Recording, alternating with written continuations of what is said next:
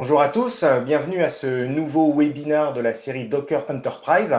Je suis Stéphane Voilez, je suis en charge de l'avant-vente pour la région Europe du Sud et aujourd'hui on va parler de choix. On parle de choix parce que c'est l'un des éléments importants de la plateforme Docker Enterprise. Il y en a trois, vous les connaissez maintenant si vous avez déjà suivi d'autres webinaires de la série.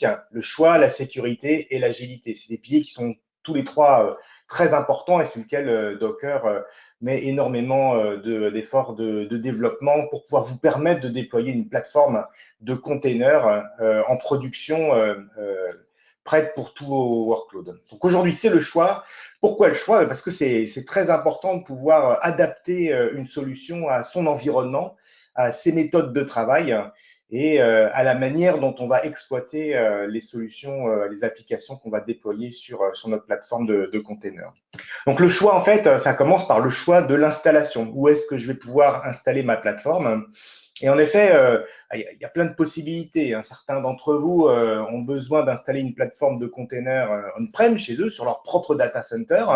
Il faut pouvoir supporter ce type d'environnement.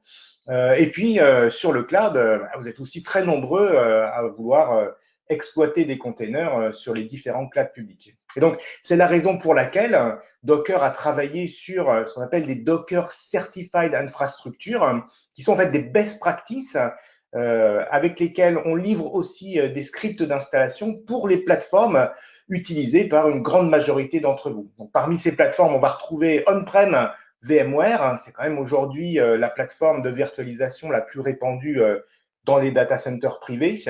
Et puis sur le cloud public, avec la Docker Certified Infrastructure, on peut supporter et déployer la plateforme sur Amazon Web Services, sur Microsoft Azure et bientôt sur Google Cloud et IBM Cloud. C'est quoi ces Certified Infrastructure? En fait, je vous l'ai dit, c'est un ensemble de best practices que vous pouvez retrouver sur le site Docker, success.docker.com en cherchant Docker Certified Infrastructure et vous y verrez un article pour chacune de ces plateformes complet qui présente une architecture de référence pour ces plateformes-là, un ensemble de bonnes pratiques d'usage des éléments de la plateforme, comment est-ce que je m'intègre avec toute la partie accès réseau, comment est-ce que je m'intègre avec les éléments de stockage proposés par la plateforme pour pouvoir monter du stockage persistant sur mes containers. Et puis, je vous l'ai indiqué, en fait, on a travaillé sur un ensemble de scripts de déploiement de la plateforme pour que sur ces environnements-là, le déploiement de Docker Enterprise soit extrêmement simple. Ça se passe en deux phases. Toute la partie génération de la plateforme, donc les machines virtuelles, l'environnement réseau, les espaces de stockage, on les a écrits avec des scripts Terraform. Et puis, pour toute la partie configuration des machines virtuelles pour pouvoir déployer Docker Enterprise, configurer, installer la licence que vous avez acquise et toute cette partie configuration est réalisée par des scripts Ansible. Au-delà, en fait, de ces choix de plateforme d'hébergement, il y a aussi un choix de l'operating system qui se trouve dessous, parce que vous avez sans doute déjà réalisé un certain nombre de choix, et nous, on veut pouvoir que la plateforme Docker Enterprise s'intègre dans votre environnement d'exécution. Et donc, la plateforme, vous pouvez bien évidemment la déployer dans Windows Server. On supporte Windows Server déjà depuis quelques années maintenant mais aussi différentes distributions Linux. Là, on voit ici un certain nombre de logos bien connus, SUSE Enterprise Linux, Ubuntu, CentOS, Red Hat, Oracle Linux. Tous ces environnements toutes ces distributions Linux sont supportées par la plateforme Docker Enterprise. Et vous pouvez tout à fait déployer votre plateforme sur ces environnements-là. On a plusieurs choix pour le déploiement. On a les Docker Certified Infrastructure dont je viens de vous parler. Et puis, vous pouvez aussi faire une installation manuelle si vous le souhaitez ou adapter les scripts Ansible et les scripts Terraform pour votre propre usage. Je vous propose de vous montrer à quoi ressemblent ces scripts de déploiement Docker Certified Infrastructure en utilisant deux des plateformes qu'on vient de citer. Une première plateforme AWS, donc on va déployer Docker Enterprise sur AWS, et puis on va déployer aussi Docker Enterprise sur Azure simultanément dans deux environnements différents. Donc, je vais quand même vous montrer que pour le moment, la plateforme sur AWS n'est pas installée. Sur la partie Azure, c'est pas installé non plus en fait, hein. J'ai pris un petit peu d'avance sur la démonstration en exécutant d'abord les scripts Terraform pour pouvoir créer la plateforme. Et il me reste ici à lancer les scripts Ansible de manière à pouvoir configurer et déployer ma plateforme. Je vous montre un peu à quoi tout ça ressemble. Si on fait si on regarde un peu la partie Azure, hein, puisqu'on est sur Azure. Sur Azure, on va déployer cette partie Docker Enterprise sur SUSE, puisque c'est le choix que j'ai fait pour mon déploiement sur Azure. Et puis, on va regarder ce qui a été choisi sur AWS. Sur AWS, on a décidé de déployer sur Ubuntu. Voilà, donc là, ça vous donne vraiment quelques exemples de choix possibles pour le déploiement de la plateforme. Bon, pour lancer le déploiement de la plateforme, de la plateforme Docker sur mes machines virtuelles, et j'ai plus qu'à démarrer mes scripts Ansible. On y va sur la plateforme AWS. Voilà, on voit les scripts qui sont en train de démarrer, les machines qui sont en train d'être configurées et l'installation va se faire petit à petit. On va faire la même chose côté Azure. Donc, c'est exactement le même script qui va être démarré et qui va permettre le déploiement de Docker Enterprise sur ces serveurs préinstallés par les scripts Terraform que j'ai exécutés tout à l'heure. Bon, ben voilà, c'est en cours de déploiement des deux côtés. On va y revenir tout à l'heure pour voir un peu ce qui a été obtenu à la fin d'exécution de ces scripts. On va repasser sur la présentation pour avancer toujours sur cette partie choix. Alors, au-delà de ces environnements d'exécution on-prem dont on a parlé, donc VMware, toutes les distributions Linux possibles que je peux utiliser chez moi, au-delà aussi de l'installation de la plateforme Docker Enterprise dans les environnements de machines virtuelles sur les différents cloud providers que sont aujourd'hui Amazon, Azure, Google et IBM, vous avez aussi d'autres environnements d'exécution de containers. Ce sont les environnements de passe des cloud providers, comme par exemple AKS, EKS ou GKE sur les différentes plateformes de cloud public. Et c'est vrai qu'il y a un certain nombre d'entre vous qui ont souhaité déjà depuis pas mal de temps pouvoir exploiter ces environnements-là et déployer Docker Enterprise sur ces environnements pour pouvoir bénéficier de tous les éléments qu'apporte la plateforme Docker Enterprise, c'est-à-dire une interface graphique commune qui me permet de piloter mes différents clusters. Ça va être aussi une sécurité identique sur l'ensemble des plateformes, ma synchronisation avec mon annuaire LDAP, mes groupes d'administrateurs, tout ça va s'appliquer sur ces différents environnements et un déploiement extrêmement facile de mes applications sur ces différents environnements. Donc ça, c'est une annonce, un nouveau produit, une extension de la plateforme Docker Enterprise qui a été annoncée à la dernière conférence Docker au mois de juin dernier à San Francisco, une application qui s'appelle Federated Application Manager, qui a pour objectif d'apporter la compatibilité avec ces différents environnements de passe à Docker Enterprise. En d'autres termes, une fois cette fonctionnalité intégrée sur la plateforme Docker Enterprise, vous allez pouvoir, en complément du déploiement de Docker Enterprise que vous avez fait on-prem ou sur le cloud dans de la machine virtuelle, vous allez pouvoir prendre le contrôle de clusters Docker qui s'exécutent dans AKS, qui s'exécutent dans EKS, qui s'exécutent dans GKE, verrouiller ces clusters en apportant la sécurité de Docker Enterprise et disposer d'une plateforme qui vous permette de déployer une application sur un environnement de container ou un autre, voire, si vous le souhaitez, déplacer une application d'un environnement à l'autre. Donc, les scénarios comme l'utilisation de AKS ou d'EKS ou de GKE pour faire du développement applicatif en manageant le déploiement de mes applications pour mon dev, et ensuite le rapatriement des applications on-prem chez moi dans mon environnement Docker Enterprise installé sur mes propres data centers. Ça, c'est quelque chose qui va pouvoir être grandement facilité par cette nouvelle option Federated Application Manager. Le choix, si on continue un peu dans l'exploitation d'une plateforme Docker, donc au-delà de l'installation de cette plateforme Docker, il y a l'utilisation des différents environnements de containers. Et vous le savez, en fait, aujourd'hui, sur la plateforme Docker Enterprise, on supporte deux environnements d'orchestration. On supporte Swarm et on supporte Kubernetes. Et les deux orchestrateurs sont simultanément actifs sur le cluster. Et donc, à tout moment, vous pouvez choisir de déployer des applications dans Swarm ou dans Kubernetes.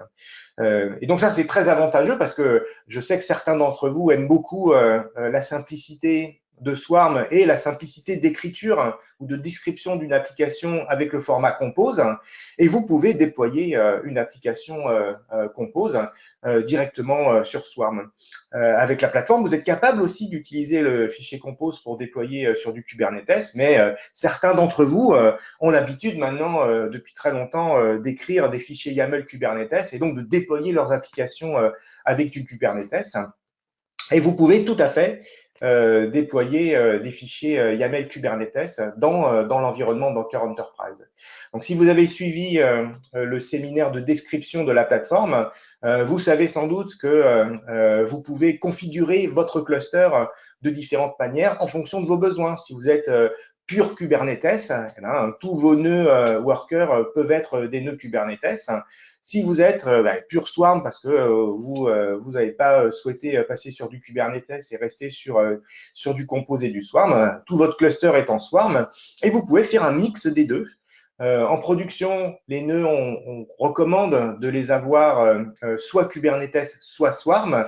Mais pour tout ce qui est non productif, donc vos clusters de dev, vos environnements spécifiques à l'intérieur d'un cluster pour tout ce qui est intégration, test, développement, rien ne vous empêche de configurer ces nœuds-là dans un mode mix qui vous permet de déployer sur ces nœuds de dev ou de non-production à la fois des workloads Swarm et des workloads Kubernetes. Donc, à tout moment, vous avez vraiment le choix entre les deux orchestrateurs. Et en fait, finalement, ce choix, il se fait principalement sur vos habitudes et puis sur la nature des applications que vous allez devoir déployer sur le cluster. Parfois, certaines applications sont plus adaptées à un déploiement dans Swarm et d'autres applications sont plus adaptées à un déploiement dans Kubernetes. Donc vraiment, ce choix, il est à votre portée. Le choix, il est aussi dans l'exploitation. Je sais que certains d'entre vous aiment beaucoup toute la partie commande en ligne, utiliser la commande Docker, utiliser la commande kubectl pour exploiter leur environnement container. Avec Docker Enterprise, on apporte bien évidemment une interface graphique d'administration qui me permet de piloter mon cluster avec un navigateur web. Donc ça permet d'avoir une vision large et puis de faciliter l'exploitation et le debugging parfois d'un certain nombre de problèmes qui pourraient arriver sur mes applications. On est aussi capable de supporter les commandes en ligne natives des environnements de containers. Hein. Pas besoin d'apprendre le jargon spécifique d'une commande en ligne UCP. Hein. C'est bien la commande Docker qui vous sert à piloter votre cluster Docker et c'est la commande kubectl qui vous sert à piloter votre environnement Kubernetes sur le cluster Docker Enterprise. Il y a une petite différence tout de même, puisque si vous avez l'habitude d'utiliser ces commandes-là, vous avez sans doute remarqué qu'il n'y a pas vraiment d'authentification à réaliser pour pouvoir dialoguer avec mon cluster. Avec Docker Enterprise, comme on est dans un environnement sécurisé, avec un cluster qui dispose de contrôle d'accès, il faut que je puisse m'identifier sur le cluster avec ma commande en ligne de manière à pouvoir fonctionner correctement avec ma commande en ligne et envoyer mes commandes avec mon profil d'administrateur. Ce que je vous propose, c'est de vous montrer à quoi ressemble le déploiement d'applications via la console graphique de Docker Enterprise et puis aussi comment ça va pouvoir se faire via les commandes en ligne et qu'est-ce que je dois réaliser au sein de ma plateforme pour pouvoir accéder à mon cluster avec mes commandes en ligne. On va en profiter pour aller regarder où en sont mes deux clusters.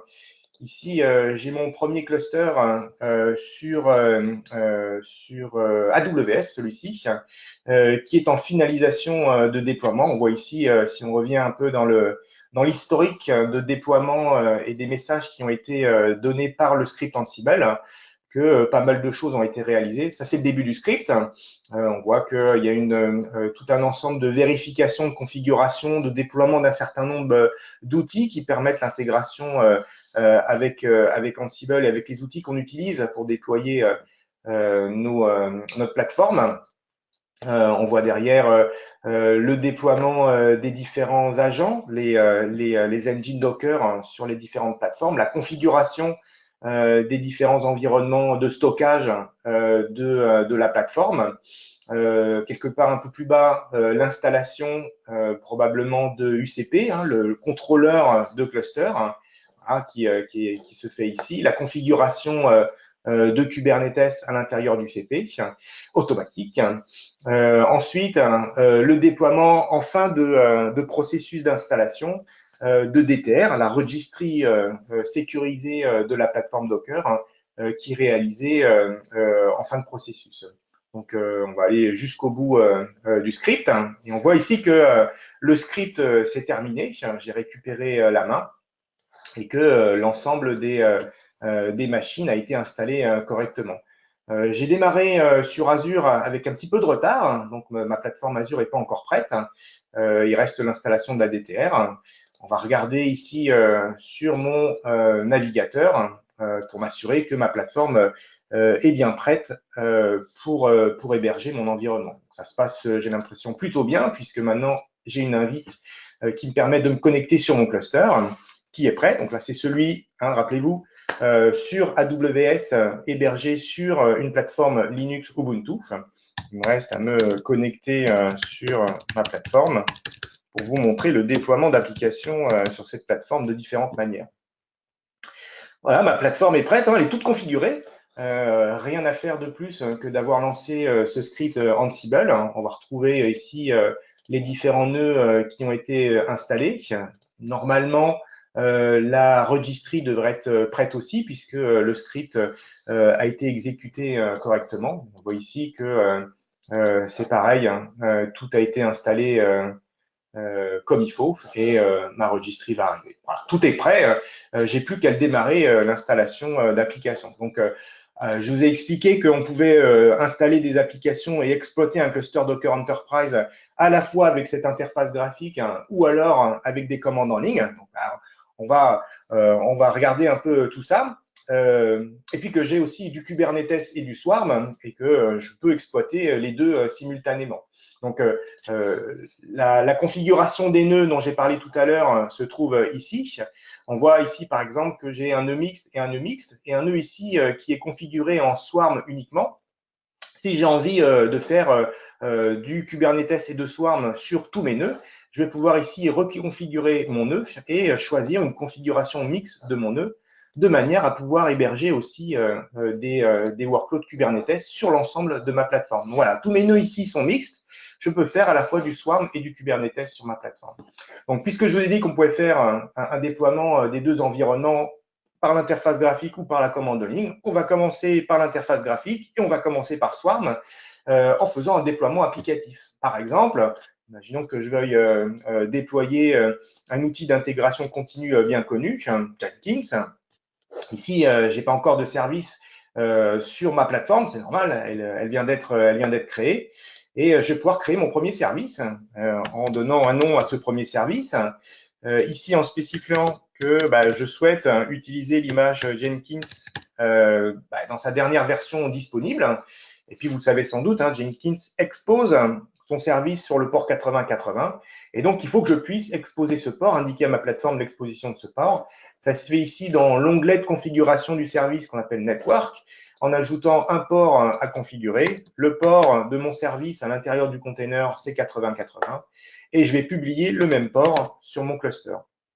Voilà, vous voyez en fait sur le côté gauche de cette configuration un certain nombre d'onglets de configuration qui me permet d'aller très finement dans la configuration de mon service ou de mon application à déployer sur le cluster, comme la partie logging, les différentes capacités et variables d'environnement, toute la partie scheduling spécifique qui va me permettre de donner des informations à Swarm pour le déploiement de mon application au mieux. Mais là, je n'ai pas besoin, je vais garder tous les paramètres par défaut. Il me reste à créer mon service. Voilà, le service a été créé avec succès par mon cluster. On voit ici que le service est présent ici maintenant dans mon environnement Docker. Il est pour l'instant en rouge, c'est pour une raison qui est relativement simple, c'est que mon cluster étant tout neuf, il ne dispose pas d'images préinstallées, mis à part celle du CP et de DTR. Et donc, comme Jenkins n'est pas présent sur mon cluster, le cluster est allé se connecter sur le hub Docker de manière à pouvoir télécharger cette image Jenkins et pouvoir s'en servir. Sachez que ce comportement peut être modifié si vous êtes dans un environnement sécurisé, que vous ne souhaitez pas que le cluster se connecte sur le hub Docker pour télécharger des images qui ne sont pas présentes. Vous pouvez ici, dans les paramètres de configuration, aller spécifier que vous êtes connecté sur une Trusted Registry, votre propre hub privatif, qui est celle-ci, et que vous souhaitez uniquement exécuter les images qui sont sur cette Trusted Registry. À partir du moment où cette configuration est faite, le cluster, d'une part, n'ira pas télécharger d'images sur le hub et en plus, vous empêchera quiconque d'essayer d'exécuter un container à partir d'une image qui n'a pas été tout d'abord validée dans DTR. Si je reviens sur mon service, voilà, mon service ici est en ligne. Je vais pouvoir avoir un certain nombre de détails, inspecter les ressources de ce service-là, y compris donc les containers qui exécutent ce service-là, pour pouvoir exploiter mon environnement. L'exploiter en, par exemple, affichant les logs de mon container ou exploiter mon environnement en ayant, par exemple, un accès direct à l'intérieur du container en exécutant, par exemple, un shell à l'intérieur de mon container. Voilà. Donc ça, c'est la partie déploiement via une interface graphique. Maintenant, je vous ai dit qu'on pouvait toujours utiliser les commandes en ligne Docker, mais que pour ce faire, il faut que j'utilise ce qu'on appelle un client bundle, un fichier de configuration de mes environnements Docker, de ma commande en ligne Docker et de ma commande en ligne kubectl, de manière à pouvoir expliquer à ces commandes en ligne qu'il ne faut pas dialoguer avec un engine qui sera installé sur mon poste de développeur, mais plutôt avec un cluster à distance. Donc, pour pouvoir configurer ma commande en ligne Docker et ma commande en ligne kubectl correctement, il faut que dans ma console Docker Enterprise, j'aille ici dans mon menu administrateur et ici j'ai un sous-menu de profil qui me permet d'afficher mon profil administrateur avec tous les paramètres de mon profil administrateur. La première entrée dans ce menu, c'est le fameux Client Bundle que je viens de vous décrire. Et ici, je vais pouvoir générer un nouveau Client Bundle. Un Client Bundle, c'est deux parties. C'est un certificat électronique, un ensemble de certificats électroniques qui est associé à mon compte administrateur et dont la clé publique est enregistrée sur UCP. Et puis, vous le voyez ici, un fichier zip qui a été téléchargé par Docker Enterprise sur mon poste de développeur et qu'il va falloir que j'utilise pour pouvoir configurer mes commandes en ligne. Et donc, l'utilisation, elle se fait ici en allant récupérer ce fichier zip. On se trouve ici dans le répertoire de téléchargement de ma plateforme. On voit ici le fichier zip qui a été téléchargé. On va regarder ce qui se trouve à l'intérieur de ce fichier. On va ici le mettre dans un répertoire. Donc, je suis sur Azure, non, Amazon. Et on va regarder un peu tous ces fichiers-là. Donc, le Client Bundle, le fichier zip qui a été téléchargé sur mon poste de développeur, contient tous ces fichiers. On va retrouver un certain nombre de certificats électroniques. Le certificat électronique public qui correspond à mon compte administrateur, donc c'est la même chose qu'on a vu sur la console UCP juste avant. Le certificat électronique privé, donc la partie privée qui me sert à prouver que je suis bien qui je prétends être. La clé qui me permet de débloquer le certificat privé. Et puis un autre certificat électronique qui est celui du CP qui permet en fait aux commandes en ligne d'établir des sessions sécurisées pour envoyer des commandes au cluster. Et puis on retrouve ici un certain nombre de shell scripts qui me permettent de reconfigurer mes commandes en ligne. On va en regarder un en particulier pour vous montrer à quoi tout ça ressemble. Alors ici, si on regarde les premières lignes du fichier, c'est assez simple à comprendre. C'est un ensemble de variables d'environnement qui indiquent à la commande Docker de ne plus discuter en local avec l'engine de mon poste de travail, mais plutôt d'aller discuter avec ce cluster ici en particulier, en activant une session TLS en version 1.2 et en utilisant le certificat électronique qui se trouve à cet endroit-là. Les lignes qui sont juste après, c'est la même chose, mais côté kubectl. Donc, je vais regarder ici ma commande Docker. Pour le moment, je dialogue avec mon engine local. Donc, je suis ici avec un Docker for Mac installé sur mon poste de travail. Je suis en Docker CE, c'est normal. Et je vais configurer mon environnement en exécutant le script de configuration que UCP vient de m'envoyer. Maintenant, la même commande Docker PS me renvoie des choses bien différentes puisque maintenant je dialogue avec mon cluster Docker sur AWS. On retrouve d'ailleurs le Jenkins là qui vient d'être déployé dans UCP. kubectl, la commande native de Kubernetes fonctionne aussi nativement avec les clusters Docker Enterprise et on va pouvoir déployer une application avec kubectl. Donc, je vous propose de déployer une application Kubernetes.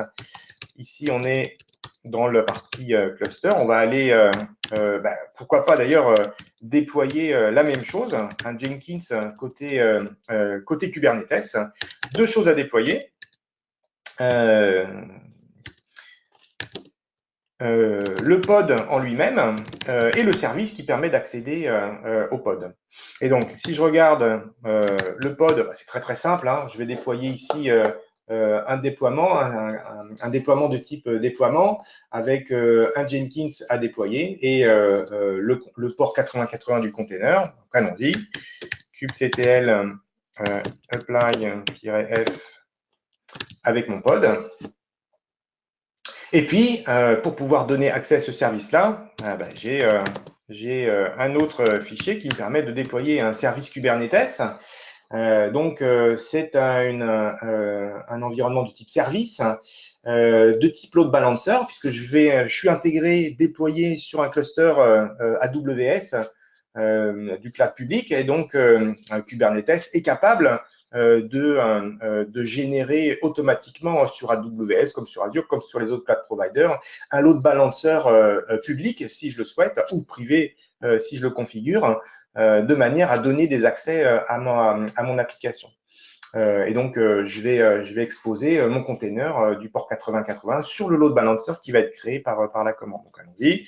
On va reprendre ici le déploiement du fichier, mais en déployant le service lui-même. Voilà, tout est fait, tout est préparé. Si je regarde un petit peu où on est le déploiement de mes différents services, ici, j'ai tous mes services qui sont déployés et mon pod est déployé, mon déploiement est prêt et mon service de load balancer est prêt. J'ai même une adresse IP. On va y regarder un peu en détail cette adresse IP. Pour pouvoir accéder au service. Donc, c'est celui-là qui m'intéresse. Voilà, en fait, le load balancer qui m'a été attribué, c'est celui-ci, sur le port 8080. Alors, retournons ici pour voir si tout est bien déployé. D'abord, au sein de la console Docker Enterprise, on peut aller voir dans l'environnement Kubernetes ce que je viens de déployer, mon pod avec mon environnement Jenkins.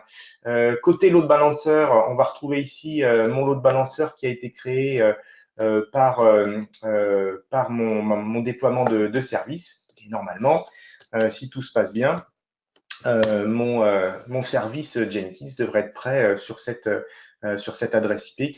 Je me suis trompé d'adresse IP. C'est celle-ci, celle du load balancer qu'il fallait utiliser. Donc, si j'essaye d'accéder à l'adresse IP interne du cluster, c'est certain que j'accéderai pas à mon service Jenkins. Voilà, on va laisser l'environnement se faire et en attendant que toute la partie DNS soit terminée, je vous propose de regarder ce qui se passe côté Azure. Côté Azure, tout est terminé aussi. Ici, j'ai mon cluster qui est terminé, qui a été finalisé et tout a été installé correctement. Donc, je vais pouvoir voir côté Azure si tout a bien été installé correctement. Alors, allons-y.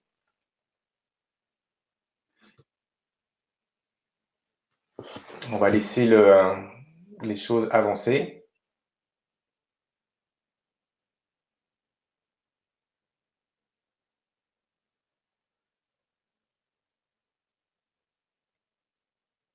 Et voilà, ici, ma plateforme Docker est prête. J'ai plus qu'à me connecter sur mon cluster Docker sur Azure.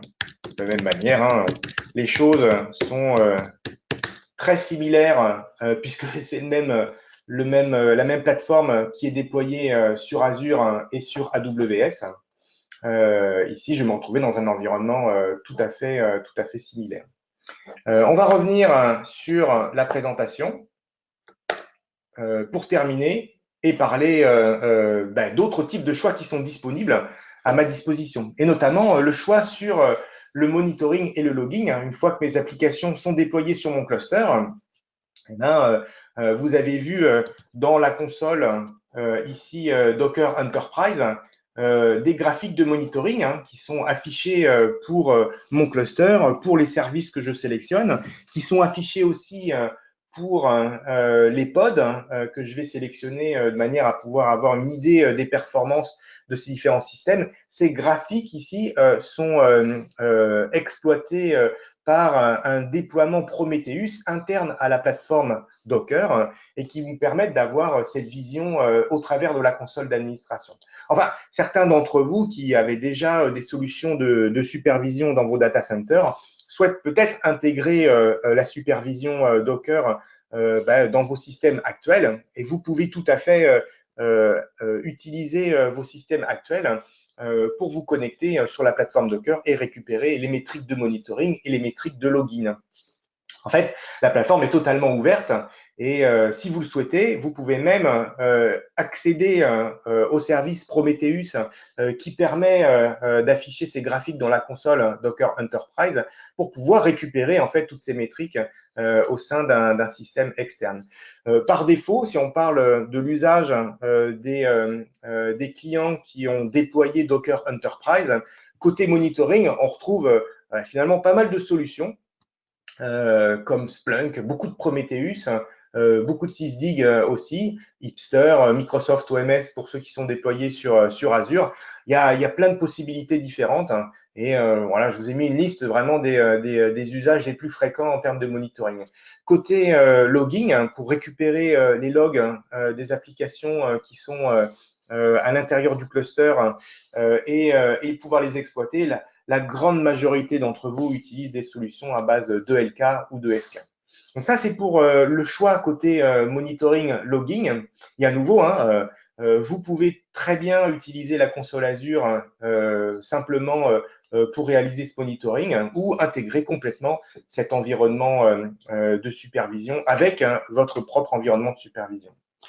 Côté développeur, le choix, il est là aussi, parce que tous ceux d'entre vous qui développez, vous n'êtes pas forcément tous sur les mêmes outils de développement et d'intégration continue. Et donc, vous avez le choix, si par exemple, pour ceux d'entre vous qui utilisaient plutôt des solutions Microsoft, Visual Studio TFS, j'étais chez un client avant-hier et on était full TFS, vous pouvez tout à fait utiliser le plugin Docker qui se trouve dans TFS pour vous intégrer avec une plateforme Docker Enterprise.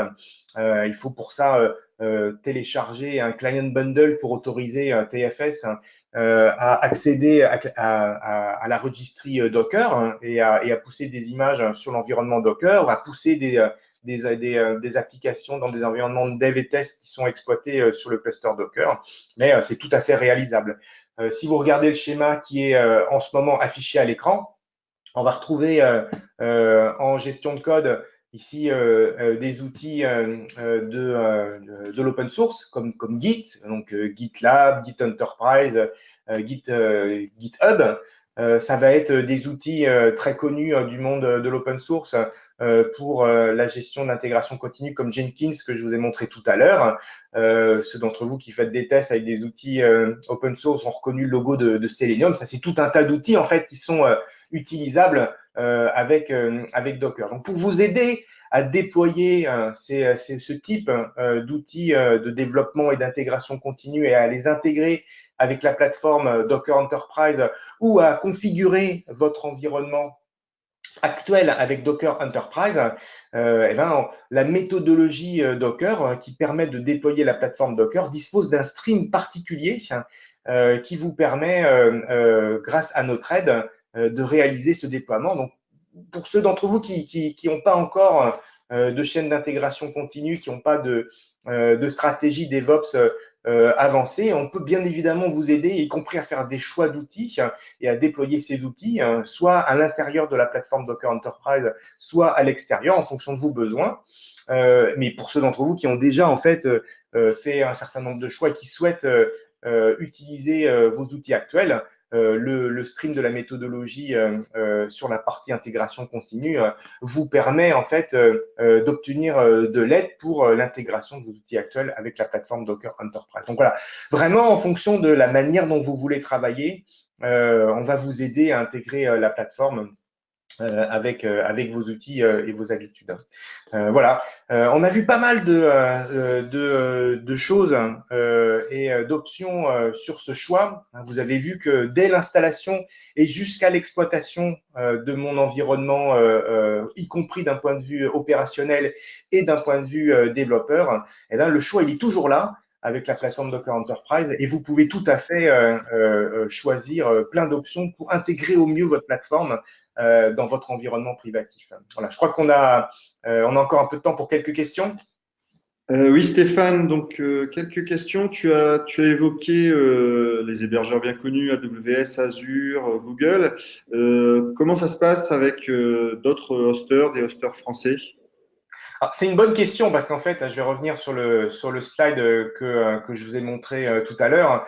En effet, oui, la, la, la partie Docker Certified Infrastructure a été développée pour les plateformes qui sont le plus utilisées à l'échelle de la planète. Après, on est bien conscient que en France en particulier, il y a des clouds souverains, il y a d'autres types d'hébergeurs et vous pouvez tout à fait utiliser cette certification sur les operating systems et déployer sur un cloud souverain français une plateforme Docker Enterprise sur SUSE ou sur Red Hat et être parfaitement supporté par Docker sur ce type de déploiement. Si vous le souhaitez, vous pouvez aussi récupérer les scripts des Certified Infrastructure, les scripts Terraform et les scripts Ansible, et les adapter à votre usage sur votre environnement. Donc, pas de crainte, si vous n'êtes pas sur ces quatre providers principaux, vous serez toujours supporté dans cet environnement operating system. Merci Stéphane. Une autre question sur, donc tu as évoqué des distributions. On a quelques questions sur les distributions gratuites de Linux comme Debian, SUSE, d'autres distributions Dora. Ouais, alors ça tombe bien, on est sur la bonne page là. En effet, Docker Enterprise supporté sur SUSE Enterprise, Ubuntu CentOS, Red Hat et Oracle Linux. Il existe d'autres distributions. On a cité quelques-unes, comme par exemple Fedora, comme OpenSUSE, euh, voilà, et donc comme Debian. Et donc ces distributions malheureusement ne sont pas supportées pour Docker Enterprise. Et donc est relativement simple, c'est que on délivre un support pour faire de la production, pour déployer des applications en production dessus, et qu'on est obligé d'avoir un support de bout en bout. On ne peut pas se permettre de supporter une plateforme Docker Enterprise sur un outil purement open source pour lequel on n'a pas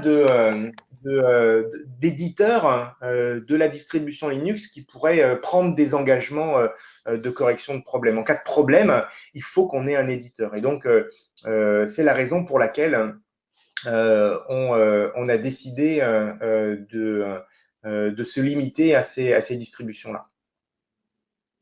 Merci beaucoup. Alors peut-être pour terminer, quelques questions sur les grandes étapes d'un projet avec Docker. Quelles sont les Oui. étapes importantes à prendre en compte? Alors, c'est une bonne question et ça me ramène ici à ce dernier slide de la présentation sur la méthodologie. Les étapes importantes, elles sont, euh, enfin, nous on en distingue quatre en fait, qui sont à déployer plus ou moins simultanément dans un ordre assez précis. Et la méthodologie de Docker permet le déploiement de ces différentes étapes. On imagine tous que pour pouvoir déployer Docker Enterprise, bah, il y a une phase d'installation de la plateforme. Euh, et c'est pas que cette phase-là. Il y a plein d'autres étapes à réaliser pour s'assurer du succès d'un tel projet. Parce qu'une plateforme sans application, bah, c'est pas vraiment un projet avec du succès.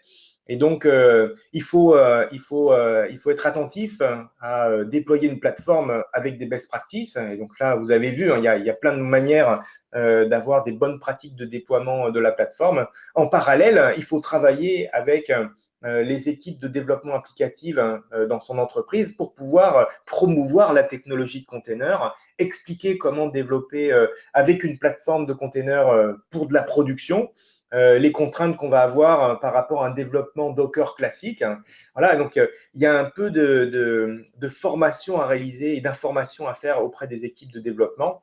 Et puis, vous devez vous en doter, pour exploiter une plateforme de container, il faut avoir quelques compétences dans ce domaine-là. Et donc, il y a tout un travail à faire en amont du déploiement de la plateforme, qui est un travail de formation, de construction des équipes d'exploitation, de construction d'une sorte d'équipe d'experts qui va être capable d'aider les différents métiers au sein de l'entreprise dans cette technologie de container. La méthodologie Docker, dont on a commencé à parler en fin de présentation pour le déploiement de la partie intégration continue, bah, cette méthodologie, elle couvre l'ensemble des actions à réaliser pour déployer une plateforme et c'est une bonne solution pour vous assurer le succès d'un déploiement de plateformes de containers en production. Parfait, merci Stéphane. De toute façon, nous avons une session dédiée sur la méthodologie à laquelle vous pouvez assister. Eh bien, très bien, ce webinaire se termine. Merci à tous de nous avoir suivis. Merci Stéphane. Merci à tous, au revoir, à bientôt.